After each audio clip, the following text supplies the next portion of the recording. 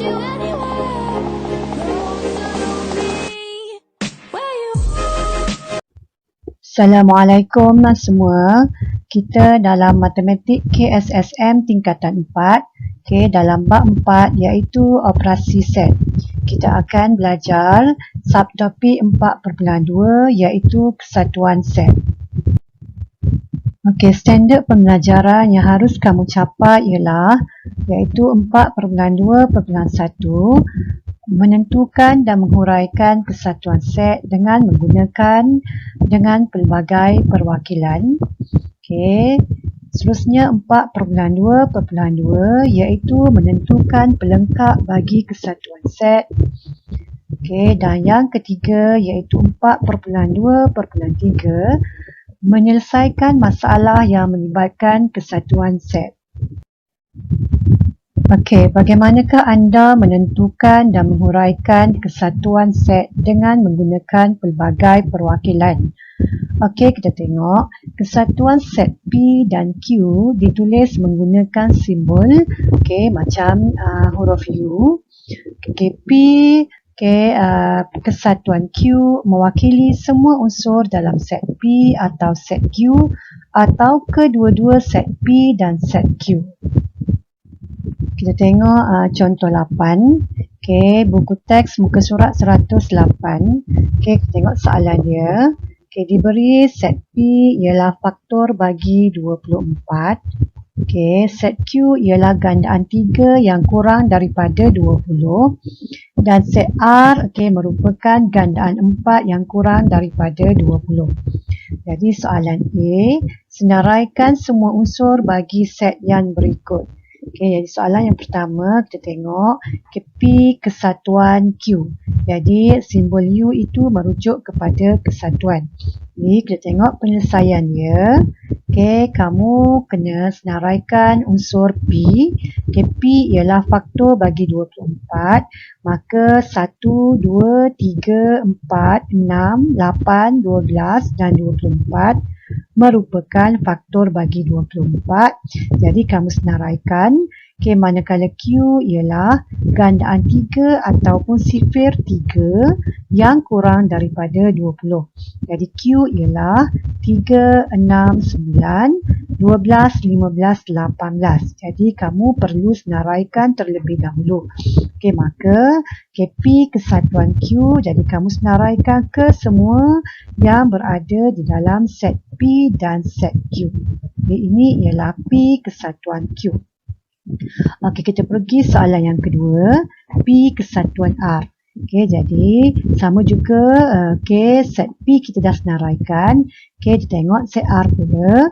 R ialah gandaan 4 ataupun sifir 4 yang kurang daripada 20. Maka R ialah 4, 8, 12 dan 16. Oleh itu P kesatuan R, kamu senaraikan semua unsur di dalam P dan juga R. So ini jawapan dia. Seterusnya soalan yang ketiga. Q kesatuan R. Jadi Q kita dah senaraikan. Manakala R kita dah senaraikan. Maka kita gabungkan semua dan kita senaraikan. Jadi jawapan kita Q kesatuan R ialah 3, 4, 6, 8, 9, 12, 15, 16 dan 18. Dan soalan yang keempat melibatkan 3 set. P kesatuan Q kesatuan R. Jadi semua set P, Q dan R kita telah senaraikan. Maka kita gabungkan sahaja. Maka kita dapati P kesatuan Q kesatuan R. Kita senaraikan ke semua sekali. Dan ini jawapan dia untuk senaraikan P kesatuan Q kesatuan R. Sekarang kita tengok contoh 9. Buku teks muka surat 110. Kita tengok soalan dia. Diberi set semesta. Iaitu X ialah integer daripada 50 hingga 60. Sementara set G ialah nombor perdana. Set hash pula ialah gandaan 4. Dan set R ini kamu tukar kepada set I. Iaitu ialah gandaan 5. Ini soalannya ialah senaraikan semua unsur dan nyatakan bilangan unsur. Jadi ada dua benda yang perlu kamu buat untuk soalan ini. Jadi tengok soalan yang pertama. Jadi ini ialah tanda, di luar kurungan ini tanda pelengkap. Jadi soalan A ialah pelengkap bagi kesatuan G dan hash. Jadi kita tengok penyelesaiannya. Langkah pertama, kamu senaraikan set semester. Jadi set semester bermula daripada 50 hingga 60. Kemudian senaraikan set G, iaitu X ialah nombor perdana. Kamu dapatkan nombor perdana dalam set semester. Jadi nombor perdana ialah 53 dan 59.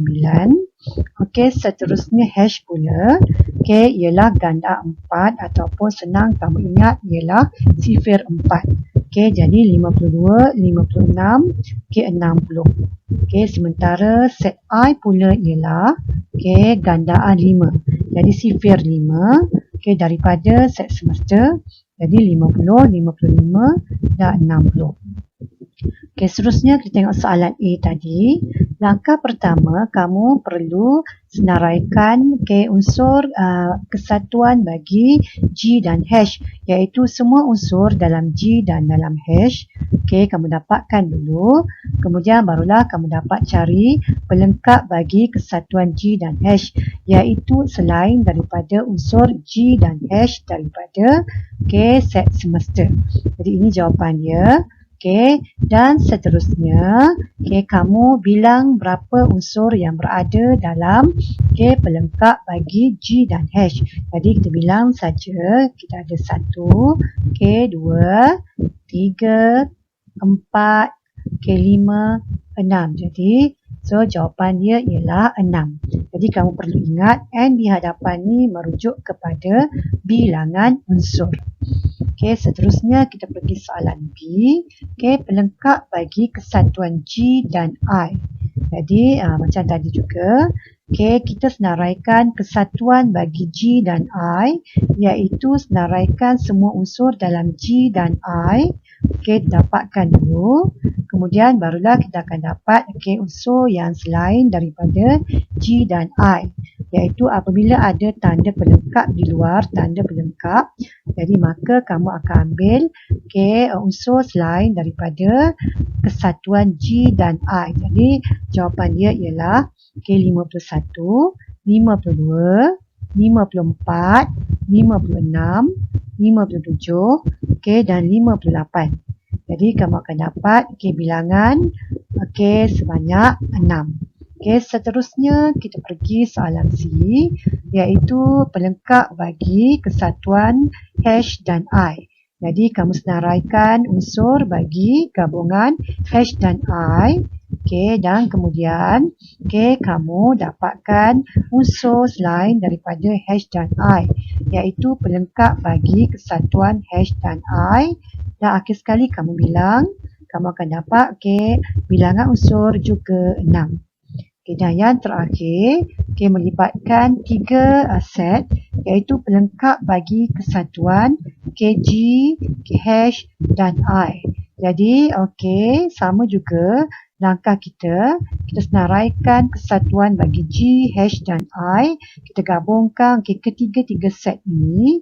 Kemudian barulah kita dapat mencari pelengkap bagi set ini. Maka kita dapatkan pelengkap bagi set ini, iaitu unsur selain daripada yang berada dalam G, hash dan I. Jadi 51, 54, 57, 58. Jadi jelas di sini bilangannya adalah sebanyak 4. Ini cara bagaimana kamu mencari pelengkap bagi kesatuan suatu set sama ada 2 atau 3. Seterusnya kita tengok bagaimanakah anda menentukan pelengkap bagi kesatuan antara 2 atau lebih set dengan gambar rajah Venn. Kita tengok gambar rajah Venn yang pertama. Pelengkap bagi kesatuan P dan Q ialah di kawasan luar daripada set P dan set Q. Okey, manakala jika Q ialah subset kepada P, iaitu Q berada dalam P, maka kawasan pelengkap bagi kesatuan di antara P dan Q ialah di kawasan luar daripada set P. Okey, dan yang ketiga pula, pelengkap bagi kesatuan P dan R merupakan kawasan di luar daripada kesatuan P dan R.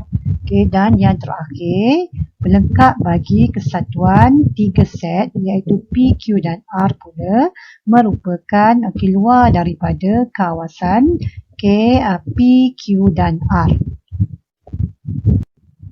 Kita tengok contoh 10. Kamu rujuk buku teks muka surat 111. Jadi soalannya, 3 buah agensi pelancongan swasta iaitu A, B dan C telah dipilih untuk mengadakan pameran pelancongan 2020 di negeri Sarawak. Oleh itu, beberapa bahagian yang dipilih di negeri Sarawak untuk mengadakan pameran tersebut adalah seperti yang berikut. Jadi kita tengok. Set semesta ialah Kapit, Miri, Bintulu, Sibu, Limbang, Mukah, Kuching dan Betong. Sementara set A ialah kawasan Miri, Sibu, Kuching, Betong. Set B ialah Miri, Sibu, Kapit dan Limbang. Dan set C ialah Miri, Betong, Kapit, Mukah. Ini soalan dalam soalan. Soalan yang pertama, senaraikan semua unsur bagi set yang berikut. Tengok yang pertama, pelengkap bagi kesatuan A dan B, iaitu kawasan selain daripada set A dan set B. Jadi, kamu senaraikan yang pertama kesatuan di antara A dan B, dan kemudian barulah kamu cari pelengkap bagi A dan B, iaitu kawasan Mukah dan Bintulu.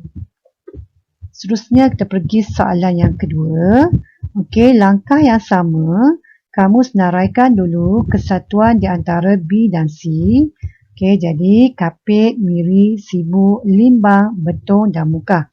Dan seterusnya kamu dapatkan pelengkap bagi kesatuan B dan C, iaitu Kuching dan Bintulu. Kita pergi soalan yang ketiga. Pelengkap bagi set A, set B dan set C. Jadi sama juga. Kamu senaraikan kesatuan bagi A, B dan C dan kamu dapatkan pelengkap bagi A, B dan C, iaitu selain daripada set A, set B dan set C. Iaitu hanya kawasan Bintulu sahaja. Kita tengok contoh 10. Kamu rujuk buku teks muka surat 111. Tengok soalannya. Lukis gambar rajah van bagi set yang berikut dan lorekkan kawasan yang mewakili pelengkap bagi kesatuan set yang diberikan. Soalan pertama. Pelengkap bagi kesatuan A dengan B. Jadi kita tengok penyelesaiannya. Kita dah cari kesatuan bagi A dengan B, iaitu Kapit, Miri, Sibu, Limbang, Kuching dan Betong. Dan kita juga telah mencari pelengkap bagi kesatuan ini, iaitu Mukah dan Bintulu. Jadi seterusnya kita akan lukiskan gambar rajah van. Jadi ini ialah gambar rajah van yang mewakili set A, set B dan set C. Jadi kamu lukiskan set semesta. Jadi di sini kamu tuliskan Bintulu berada di luar kawasan A, B dan C. Jadi kawasan melorek ialah kawasan selain daripada set A dan set B. Jadi apabila ada tanda pelengkap bagi kesatuan A dan B, maka kawasan melorek ialah di luar daripada kesatuan A dan B. Seterusnya kita tengok soalan yang kedua. Pelengkap bagi kesatuan B dan C. Jadi kita dah dapat jawapan dalam soalan A. Kesatuan B dan C Dan juga pelengkap bagi kesatuan B dan C iaitu Kuching dan Bintulu. Jadi kita tengok kawasan Belorek pula dalam gambar rajah van. Jadi kita dapati kawasan Belorek ialah di luar daripada kawasan kesatuan KB dengan C. Iaitu kamu tulis set semester dan kamu lorekkan di kawasan Kuching dan juga Bintulu, atau mudahnya ialah di luar daripada kesatuan B dan C. Seterusnya kita tengok soalan yang ketiga, pelengkap bagi kesatuan A, B dan C. Jadi yang ini pun sama juga, kita dah cari dah kesatuan A, B dan C, dan juga pelengkap bagi kesatuan A, B dan C iaitu Bintulu. Jadi untuk soalan ini, kita tengok gambar rajah van. Okey, jadi soalan ini kita lorekkan di luar daripada kawasan kesatuan A, B dan C. Iaitu di kawasan Bintulu. Tetapi Bintulu masih berada dalam set semester.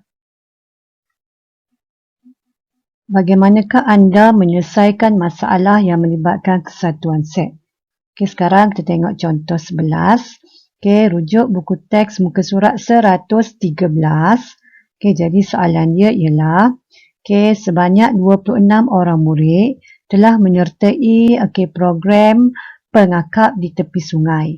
Aktiviti yang dilakukan dalam program tersebut ialah berkayak dan memancing ikan. 18 orang murid berkayak dan 15 orang murid memancing ikan, manakala 9 orang murid terlibat dengan kedua-dua aktiviti berkayak dan memancing ikan. Ini soalan dia, berapakah jumlah murid yang terlibat dalam aktiviti program tersebut? Jadi kita tengok jawapan dia. Apa yang perlu kamu lakukan? Yang pertama ialah memahami masalah, iaitu kamu keluarkan maklumat daripada soalan. Jadi jumlah murid adalah seramai 26 orang. Pelajar murid yang berkayak ialah 18 orang. Yang memancing ikan seramai 15 orang. Manakala berkayak dan memancing ikan seramai 9 orang. Jadi soalan dia hitung jumlah murid yang terlibat dalam aktiviti program ini. Langkah kedua ialah kamu harus merancang strategi. Kamu gunakan ini ialah set semester. Merujuk kepada jumlah murid. Kamu tandakan A sebagai murid yang berkayak. Dan B sebagai murid yang memancing ikan. Di sini kamu bebas menandakan sebarang huruf. Jadi seterusnya kamu perlu lukis sebuah gambar rajah van. Untuk mewakili semua maklumat yang diberikan. Jadi untuk memudahkan kamu, kamu perlu hitung jumlah murid yang berkayak sahaja, jumlah murid yang memancing sahaja, jumlah murid yang tidak terlibat dalam aktiviti program ini. Seterusnya kamu akan dapat mencari jumlah murid yang terlibat dalam aktiviti program ini, iaitu mewakili bilangan A kesatuan B. Langkah seterusnya ialah melaksanakan strategi. Jadi kamu lukiskan gambar rajah van. Lukiskan set semester dan di dalamnya ada dua set, iaitu set A dan set B. Di set A mewakili murid yang berkayak, manakala set B mewakili murid yang memancing ikan. Jadi yang pertama kamu tandakan 9.